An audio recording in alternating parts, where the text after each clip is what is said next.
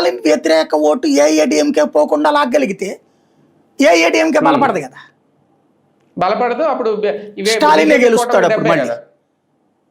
అది కాబట్టి ఏం జరుగుతుందో చూడాలి, అతను ఏది లాక్కొస్తాడు అనేది. అవును. కేరళలో పరిస్థితి మారే అవకాశం ఉందా? కేరళలో ఖచ్చితంగా కాంగ్రెస్ గెలిచే అవకాశం ఎక్కువ కనబడుతుంది. ఎందుకంటే వాస్తవంగా ఒకసారి ఒకళ్ళు గెలిస్తే రెండోసారి ఇంకోళ్ళు గెలవడం కామన్ అక్కడ. మొన్నటి అది కూడా కమ్యూనిస్టులు కంచుకోటే కాదు ఎప్పుడు కూడా అక్కడ అటు ఇటు. రాజస్థాన్ లో బీజేపీ కాంగ్రెస్ టైప్ లో, కేరళలో ఒకసారి కాంగ్రెస్ ఒకసారి కమ్యూనిస్టులు అనమాట. ఇద్దరికి కంచుకోటే అది. క్రిందటిసారి ఏంటంటే రాహుల్ గాంధీ కమ్యూనిస్టులకు త్యాగం చేశాడు, స్టేట్ వాళ్ళకి ఇచ్చేసి పార్లమెంట్ లో వీళ్ళు తీసుకున్నారు, బయటికి చెప్పని అనధికారిక ఒప్పందం. అందుకని వరుసగా 2 సార్లు గెలిచింది కమ్యూనిస్ట్ పార్టీ అక్కడ. పార్లమెంట్ లో మళ్ళీ కాంగ్రెస్ గెలుచుకొచ్చింది అక్కడ. అలాంటి సిచ్యుయేషన్ నుంచి ఈ ట్రిప్ 2 సార్లు కాంగ్రెస్ ఎంపీ సీట్లు భారీ గెలుచుకుంది అక్కడ.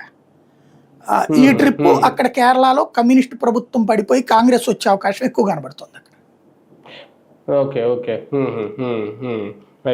ఇంకా అంటే ఇది కేంద్రపాలిత ప్రాంతం అయినా ఒక రకంగా చిన్న రాష్ట్రాల్లో కేంద్రపాలిత ప్రాంతాల మీద బీజేపీ ఎక్కువ ఫోకస్ పెడుతుంది అనేది పుదుచ్చేరిలో ఎలా ఉంది అవకాశం? అంటే పుదుచ్చేరితో వచ్చిన ప్రాబ్లం ఏంటంటే, పాండిచ్చేరి అంటాం మనకి, ఇక్కడ మీ ఏరియాలో యానాం కూడా తెలుసు కదా మీకు. ఇక్కడ దీంట్లో ఉన్న ఏకైక సమస్య ఏంటంటే కూటములే అక్కడ. తమిళనాడు పాలిటిక్సే దాని మీద కూడా రిఫ్లెక్ట్ అవుతుంటాయి. తమిళనాడు రాజకీయం